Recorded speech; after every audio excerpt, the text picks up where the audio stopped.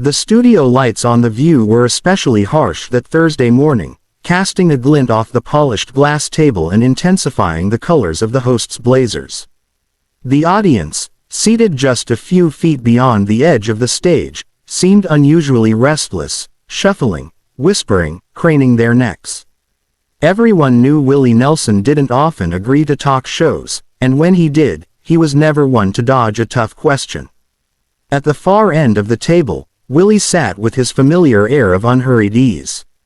His long braids fell neatly over the shoulders of his faded denim jacket, the red and blue bandana tied around his head adding a pop of color. The creases around his eyes deepened as he smiled and nodded to the crowd, acknowledging their applause with a small wave. In front of him sat a simple white coffee mug, black coffee, no sugar. The other hosts tried to keep the energy light, tossing him easy questions about his latest tour and his long career. He answered with that slow Texas drawl, each word deliberate, as if savoring the space between thoughts. But it was obvious to anyone watching that Joy Behar had something more pointed in mind. She shuffled her blue cue cards, glancing down before looking back at him with a half smile. "Willie," she began in a tone that was part playful, part loaded, "you've been pretty vocal lately about your political views. Don't you think some of your fans might be turned off by your comments?" A ripple of laughter, not quite genuine, moved through the audience. Willie tilted his head slightly, a calm smile still playing at the corner of his mouth. "Well, Joy," he said, voice even and warm, "I think my fans know me well enough to know I speak my mind. I've been doing that for a long time now. They expect it from me." The air seemed to tighten around the table. Joy leaned forward, her hands clasped together as if she were setting a trap. "But don't you think it's, well, irresponsible to say things that could stir up division? Especially now, when the country's already on edge." The crowd's reaction was mixed. A few claps, some murmurs, and a hush that followed. Cameras captured every flicker of expression. Willie set his mug down carefully, the ceramic clinking softly against the table. "I think division," he replied, "comes from not listening to each other. And from being afraid of a different point of view." His tone was still calm, but there was a steel undercurrent to it now, the kind that told you he'd thought about this a lot longer than the segment had been planned. Joy pressed on, "Sure, but you're in a position of influence. Millions of people listen to you. Isn't it your responsibility to be careful with what you put out there?" Willie let a small, almost imperceptible chuckle escape. "Careful," he repeated. "I've been careful before, and all it did was keep the real conversations from happening. You can't sugarcoat truth just because it makes people uncomfortable." Sunny Hostin shifted in her seat beside Joy, clearly picking up on the growing tension. "Willie, I think what Joy is saying is," she began, but Willie held up a hand slightly, signaling he wasn't done. "I've been on the road for decades," he continued, eyes steady on Joy. "I've met folks from every walk of life, farmers, factory workers, teachers, veterans. You know what they all want: honesty, even if they disagree with it." The audience applauded, though a portion stayed silent, eyes darting between Joy and Willie. Joy's smile tightened. "Okay, but when you say things like," she glanced down at her cards, clearly prepared to quote him, "if the government spent more time taking care of people instead of fighting with each other, we'd be better off. Some might call that naive. Others might even say it's anti-establishment." "Maybe it is," Willie said without hesitation. "And maybe that's exactly the point." It was the swiftness of his reply that seemed to catch her off guard. Joy leaned back in her chair, her lips pursed. "So you're fine with alienating half the country?" she asked. Willie's eyes narrowed just slightly. "I'm fine with telling the truth as I see it. And if telling the truth alienates people, then maybe they weren't listening in the first place." The crowd let out a louder murmur this time, with pockets of applause breaking through. The other hosts exchanged quick glances, sensing that this was spiraling into something beyond the usual playful sparring. Sunny tried again to steer things to a safer topic. Willie, maybe you could tell us about the inspiration behind your new album. But Joy cut in, her voice carrying that unmistakable mix of sarcasm and challenge. Is the album political too?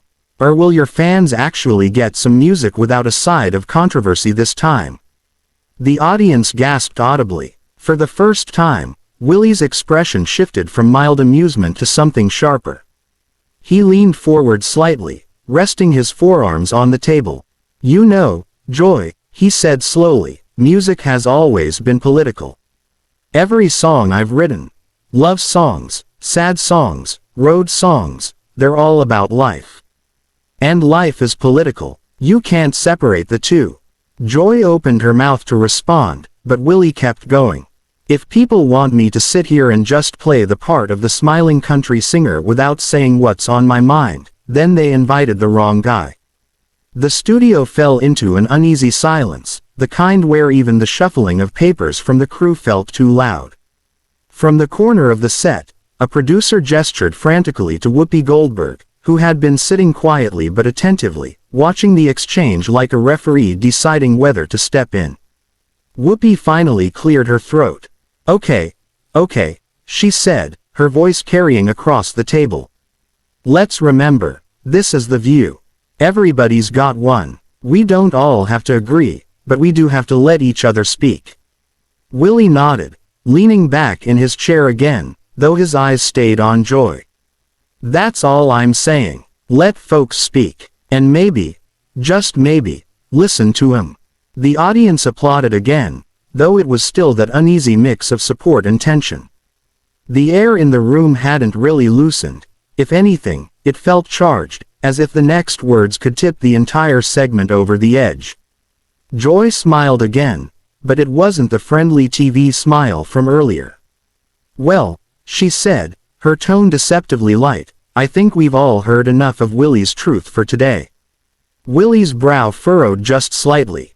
He glanced toward the audience, then back at her, and for the first time, there was a flicker of something final in his eyes, the look of a man deciding he'd said all he needed to say. Willie sat still for a moment after Joy's comment, his hands resting on the table, the creases in his weathered face deepening as he took in the atmosphere around him. The clapping from the audience was hesitant, some people smiling in support, others whispering as if wondering whether they were watching an awkward moment or the beginning of something bigger. Joy Behar casually sipped from her mug, but her eyes flicked toward Willie, clearly gauging his reaction. The other hosts glanced between them, nervous about how far this exchange had gone. Whoopi Goldberg, sensing the temperature in the room was near boiling, tried to shift the energy again. All right, she said with that easy, calming tone. Let's take a breath and maybe talk about the... But Willie was already moving. He slid his chair back just enough for the screech of its legs to echo across the studio floor. The noise silenced the half-hearted applause that had followed Joy's last line. Willie leaned forward, speaking directly into the microphone. I've spent my whole life playing music for people. I've played in smoky bars, county fairs, sold-out arenas, and I've been on a lot of stages where people didn't agree with me. But I've never walked into a place where the point seemed to be to talk over somebody instead of with them. Until today. Gasps and murmurs rippled through the audience. Joy raised her eyebrows, an incredulous smile tugging at her lips. Oh, come on, Willie. No, he said, shaking his head. You asked me here to talk. But what you really wanted was to box me into a corner and poke at me until you got a soundbite. His voice wasn't raised, but the firmness in it was undeniable. Sonny Hostin leaned in, palms up in a placating gesture. Willie, I don't think that's... Sonny, you've been respectful, he said, cutting her off gently.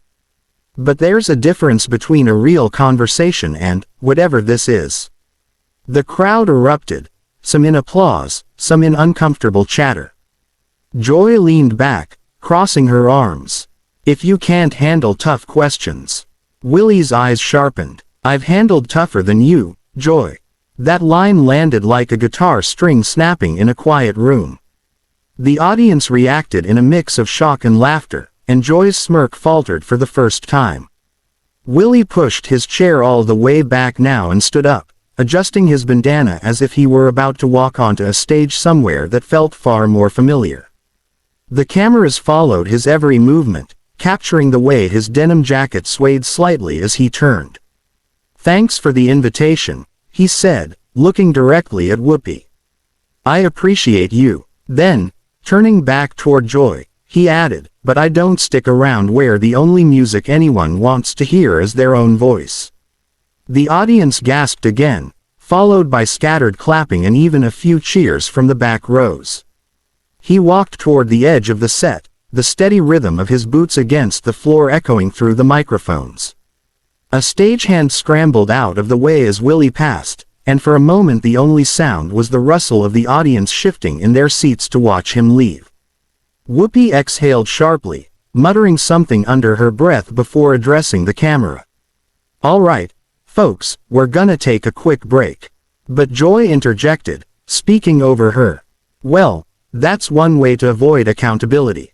Willie stopped mid-step. He didn't turn around right away, but the crowd's noise swelled in anticipation. Finally, he pivoted, looking back at Joy with a small smile, not amused, not angry, just certain. "Accountability goes both ways," he said. "And if you're gonna dish it out, be ready to take it." Then he walked off, leaving the host sitting at the table in a haze of tension and forced composure. The show cut to commercial. 20 minutes later, backstage, the crew buzzed around as producers tried to decide how to handle the inevitable media storm. Willie sat in a small green room, leaning back on the couch, plucking absent-mindedly at a battered acoustic guitar. His tour manager, a wiry man named Ray, was pacing in the corner. "You know this is already all over Twitter, right?" Ray said, glancing at his phone. "Clips, hashtags, memes, you name it." Willie gave a soft chuckle without looking up from his guitar. "They were gonna twist my words no matter what I said. At least now they've got the truth on tape." Ray shook his head. "You just walked off The View, man. That's gonna be tomorrow's headline everywhere." Willie strummed a lazy chord progression, his fingers barely pressing the strings. "Good. Maybe it'll make people ask why." Meanwhile, on social media, the hashtag Willie Walks shot to the top of trending topics within an hour. Fans flooded timelines with messages of support. Greater than, Willie Nelson just gave Joy Behar a masterclass in grace and backbone. Say what you want about Willie, but the man doesn't fake it for a paycheck. Others weren't so kind. Greater than, Willie Nelson can't handle tough questions. Pathetic. Walking off is just admitting you lost the argument. Clips of the exchange racked up millions of views on TikTok and Instagram. Some edited the moment into slow motion with dramatic music, others added laugh tracks or applause depending on which side they took. Back on the set, when the show returned from commercial, Joy sat with her hands clasped on the table, smiling tightly at the camera. "Well, folks," she began, "if you're just tuning in, Willie Nelson decided to cut our conversation short. We'll let you decide why." Whoopi, looking unimpressed, added, "Everyone's got their own way of dealing with disagreements. Let's just leave it at that." The audience reaction was tepid, a mix of awkward claps and mutters. It was clear that no one had quite recovered from what they'd just seen. That evening, Willie appeared on a live Instagram stream from his tour bus, sitting cross-legged on the couch with his guitar in his lap. "I want to thank everybody for the kind words today," he said into the camera, his voice calm as ever. "And to the folks who didn't like what I said, that's okay too. I'm not here to win everybody over. I'm here to tell the truth the best way I know how." He strummed a few chords, then added, "Music's about connection. And if you can't sit and listen to someone you don't agree with, well, you're gonna miss a whole lot of good songs in this life." Fans filled the comments section with hearts and encouragement, while critics continued to argue in real time. But Willie, as always, seemed untouched by the noise. He played a quiet, soulful tune and ended the stream with a simple wave. Somewhere between his words on that couch and his walk-off earlier in the day, the line had been drawn. Whether people stood on Joy Behar's side or Willie Nelson's, one thing was certain: no one would forget what happened on The View that morning.